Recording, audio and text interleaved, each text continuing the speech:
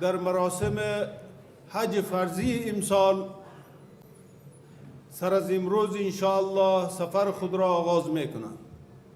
این برای امارت اسلامی افغانستان و برای ملت افغانستان و برای حاج صاحبای محترم نهایت جای خوشحالی و جای افتخار است.